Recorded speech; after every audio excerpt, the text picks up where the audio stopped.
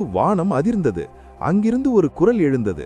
நில்லு கம்சா, போஜகுலத்தின் இளவரசனை இவ்வளவு தைரியத்துடன் பெயர் சொல்லி ஒருமையில் அழைத்து தடுத்து நிறுத்திய மாயக்குரலே, யார் நீ என்ற கம்சனுக்கு பதிலாக பயங்கர சிரிப்பொலி வானிலிருந்து எழும்பியது.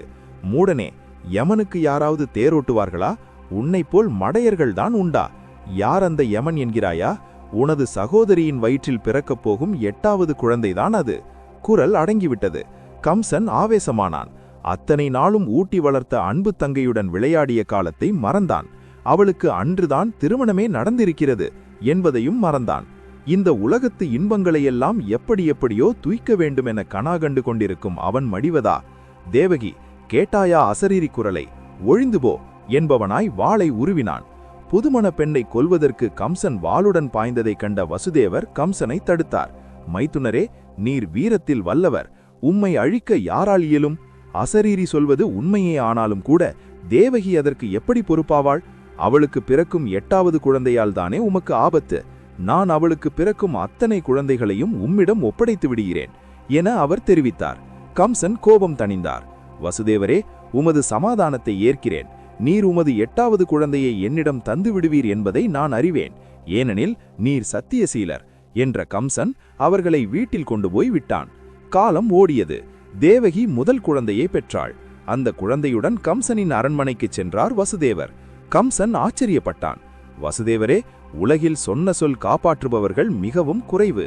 நீர் உயர்ந்த ஆத்மா என்பதை நிரூபித்து விட்டீர். என் பாசத்திற்குரியவரே, உமது பண்பை மதிக்கிறேன். இந்த குழந்தை எனக்கு வேண்டாம்.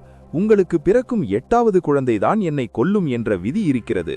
எனவே இந்த குழந்தையை நீரே வளர்த்து கொள்ளும் என்று சொல்லி மகிழ்ச்சியுடன் அனுப்பி வைத்தான்.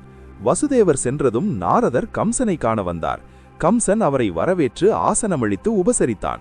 அவர் கம்சனிடம், உன் மீது கொண்ட அன்பின் காரணமாக நான் ஒரு ரகசியத்தை உனக்கு சொல்கிறேன். தேவகிக்கு 8வது குழந்தை பிறக்கப் போவது உறுதி. அது விஷ்ணுவின் அவதாரம் என்பதை தெரிந்துகொள். அதற்கு முன்னதாக யதுகுலத்தில் தேவர்களே குழந்தைகளாக வந்து பிறக்கப் போகிறார்கள்.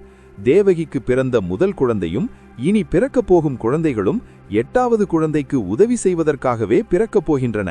எனவே நீ உன் தங்கைக்கு பிறக்கும் குழந்தைகளை கொன்றுவிடு. அதில் எது விஷ்ணு அம்சமுடையது என்று கண்டுபிடிப்பது கஷ்டம் என்று தூபம் போட்டார். அவ்வளவுதான். கம்சனின் மிருக குணம் தலை தூக்கிவிட்டது. நாரதரே, காலம் முழுவதும் நான் உமக்கு கடமைப்பட்டவன். இனி என்ன செய்ய வேண்டும் என்பது எனக்கு தெரியும் என்றவன், யாரெங்கே? உடனே வசுதேவரையும் தேவகியையும் பாதாள சிறையில் அடையுங்கள் என்றான். சில மணி நேரத்தில் வசுதேவரும் தேவகியும் சிறையில் தள்ளப்பட்டனர். வசுதேவருக்கு பிறந்த குழந்தைகள்